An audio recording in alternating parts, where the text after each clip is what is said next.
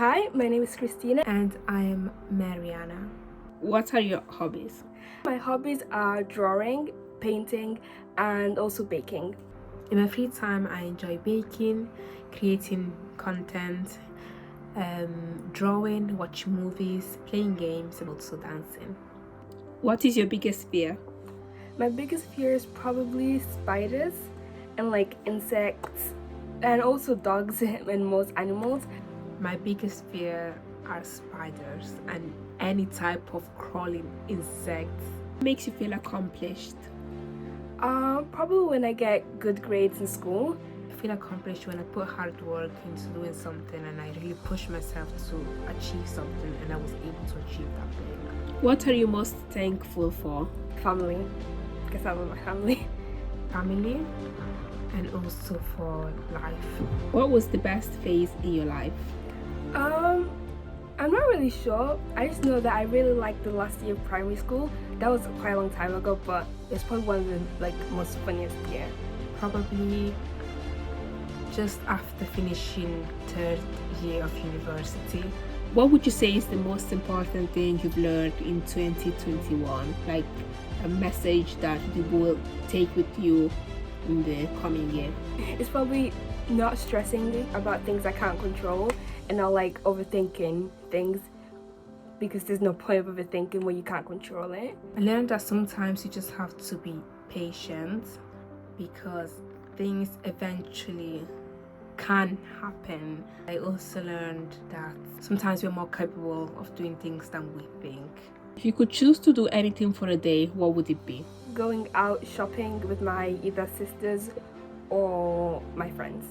Go ice skating, that's something that I would like to do, or going one of these salsa halls where you get to dance salsa and things like that. Is there something about yourself that you would change? And if so, why? And if not, why? I think it's something I would change, as like I said previously, is stressing, because I stress a lot about little things like, oh, if the bus is coming late, or if like I think I don't have enough time to revise and things like that, and I hate stressing for those things. So I'll probably change stressing so easily about small things. I would say no. I mean, physically, not. If you mean psychologically, like in terms of behavior, I would say I would like to change my overthinkingness. If that's a word, I think I overthink too much. Do you know what you want to become when you're older? I'm not 100% sure. I have an idea, something in like the sciencey medical field. I know what I want to become. I mean, I'm kind of already older, so I'm already doing what I like to do, but obviously there's always space to go higher in the ladder. What is the meaning of happiness for you? Happiness, I think, means when you feel in your heart that you're fully happy and there's nothing like bothering you. And for me, obviously, being with my family makes me happy. Feeling in your heart and like having that sense of happiness and peace in your life. I think for me, happiness is being in harmony with the people around me, and it's also spending time with the people that you love and love you back. Be in a state where you're happy with what you have achieved and what you will be achieving in the coming years, and also having no regrets. How much do you worry about what other people think of you? I think quite often. Obviously, it's not good, but yeah, I think quite often. I try not to. But I used to worry a little bit more when I was younger, but now I don't even care. Life is just too short to be thinking about what other people think about you, because at the end of the day, they're not you. They're not going to affect your life. What was the most stressful experience of your life? And was probably revising for my exams, especially this year, since obviously they're very important and like they can lead you to go into a college and things like that. It's probably been revision and also applying for a college. I feel like writing my application was very stressful, and yeah, just kind of school basically. Second year of university, because there was so much content to learn.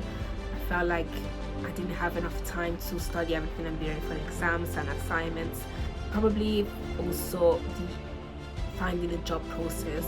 Even though it didn't take me long to find a job, but I would say the whole process can be quite stressful. What small gesture from a stranger made a big impact on you? When me and my sister went to like shopping, and someone held the door for us and called us beautiful, and obviously made me feel happy because yeah. Someone saying I was the most beautiful girl they've seen. Having that small boost from a stranger is quite, yeah, it's quite nice. Why do you think letting go of certain things or perhaps people is hard? I think because maybe like when you feel attached to someone, it's hard to let go because you think you may need them again. Kind of like when you throw away a special object that you don't want to throw away because you're scared that you may need it in the future. I think probably because sometimes we think that things are meant to be in our life and in our future. Do you forgive people, and do you think forgiveness is important and something that should be practiced? Yeah, I forgive people because I just do.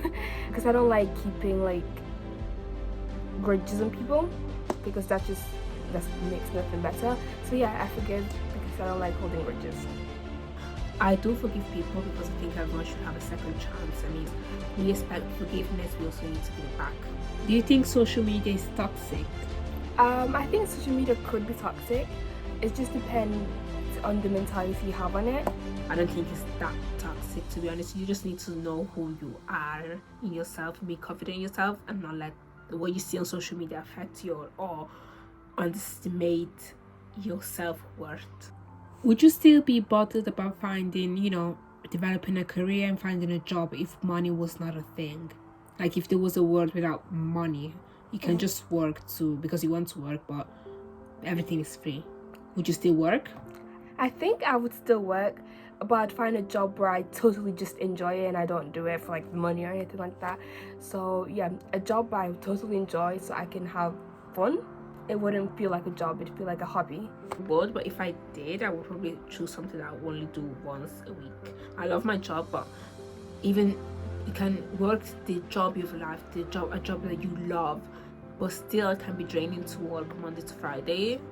So I'll probably choose something that I can do it a couple of times a week. And why do you think people are so afraid to step out of their comfort zone or take decisions that they know they would like to take, but they're just scared? Why do you think there is that fear of, just wanting to do something when you wanted to do it?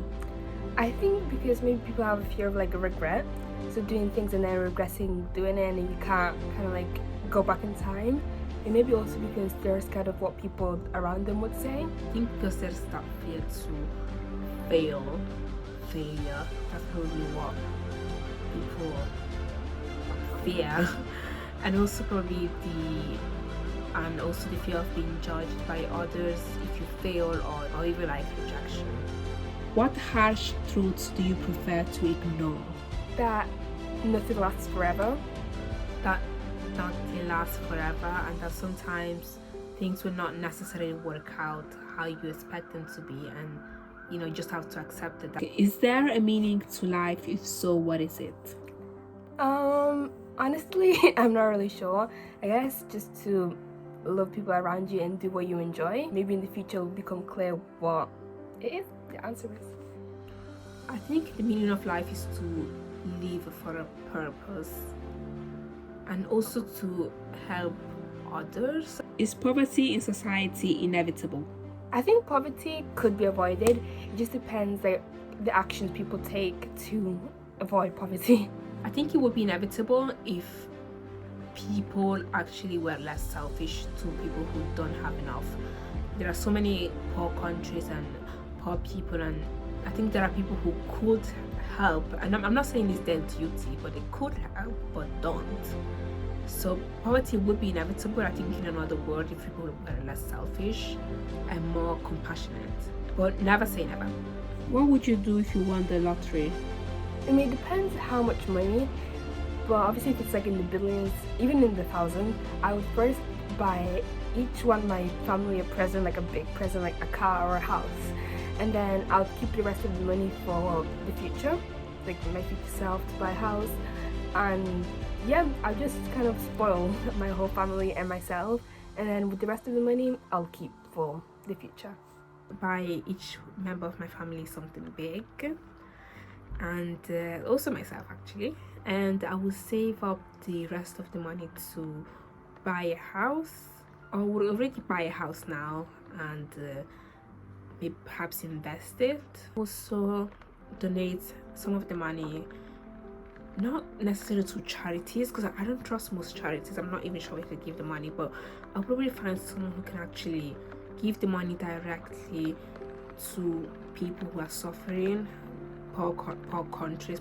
Like yesterday I was watching this documentary about Makoko, and it's actually a country in not a country, I think it's a city actually in Nigeria, and it's mostly water based. So I'll probably donate some of the money there, and just countries where I know people are suffering and need the help. I would also like to open up a hospital in countries where there is no access to a hospital and things like that. If you had a friend who spoke to you in the same way that you sometimes speak to yourself, how long would you allow this person to be in your life? I don't know, it depends, because obviously sometimes I speak to myself maybe like in a very positive way, like, yeah, you can do this, but then sometimes I'm like, I have like maybe insecurities where I think, oh, I'm not going to be able to do this, and maybe you don't want someone to tell me you're not going to be able to do this to me, while I may say it to myself. I think it depends, like if obviously what they say irritates me, we probably won't be friends for long. If you asked me this question some years ago, I would probably say not for long, because I used to be kind of hard on myself. Now, I would probably allow them to be in my life for quite a while, because I'm starting to realize how good I am and how clever, intelligent. I'm a really good person. You gotta own that to yourself. So I'll probably let them stay in my life for a while. Which is worst, failing or never trying?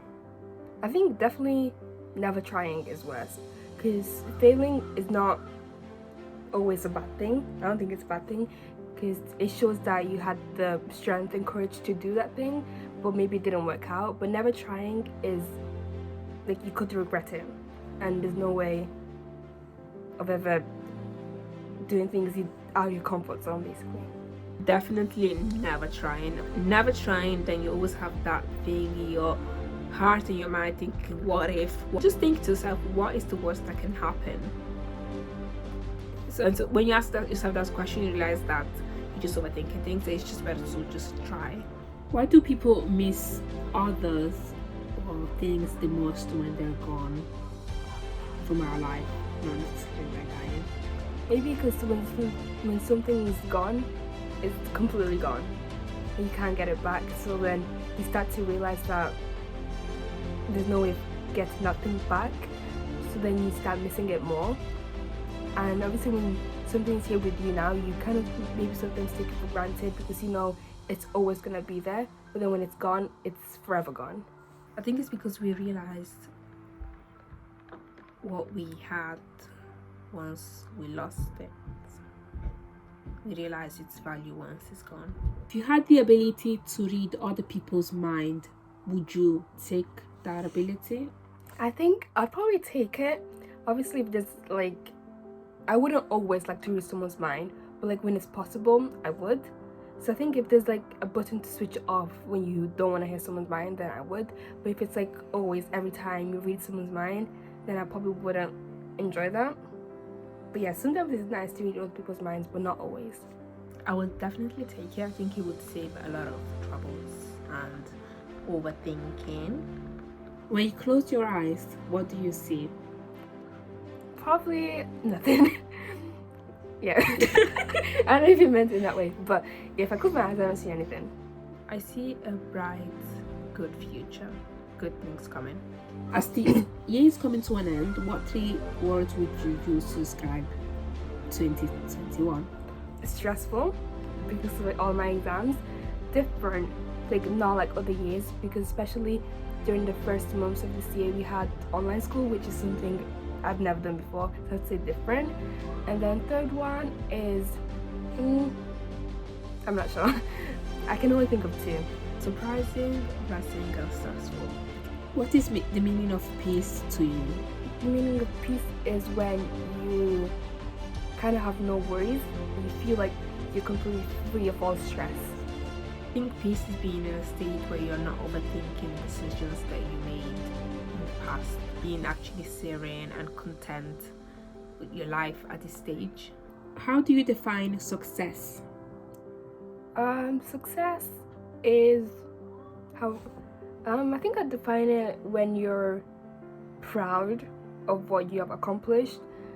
And to me, at this stage of life, success is having very good grades in my GCSE and getting into the college I want and the colleges that I've applied for. So being in a state where you're happy with where you're at in your career and also in life. What can money not buy? I mean, I know the simple phrase, money can't buy happiness, or money can't buy happiness, and I think that's true. It can't buy, I mean, obviously, money can buy things that could then lead to happiness, but it can't buy happiness itself. Like, there's a lot of things that money can buy. I don't think money is everything. I don't believe in that word, because if money is everything, then why do rich people still suffer? Money cannot buy health in some instances. It can't buy happiness. It can't buy love. It could buy it in certain instances. How have you changed in the last 5 years? maybe I've become more hardworking in like school. Mature. What makes a person beautiful? Personality, but if we're not talking about personality then like facial features, then I think a smile. Probably their character and how they treat other people. Talking about physically, I would say their smile. Is there ever a time when giving up makes sense? There's some things where if you try again, then I don't think you should give up, but if you feel like giving up, I feel like it's all right. Yeah, because I feel like in my situation, if I try something 1,000 of times and I can't do it, I'd want to give up, but I'd want people around me to like tell me not to give up. I don't really believe in like giving up, but I do believe in letting go and let it be. So if that counts as giving up, I'm not sure, but I guess in certain instances perhaps it makes sense to give up. If you keep trying something several times, it doesn't work out, it could be because it's not meant to happen. So in that case, I think giving up makes sense, but I feel like you would know at that point. But I believe more in letting go than giving up. I hope you enjoyed the video, and bye bye. Thanks for watching.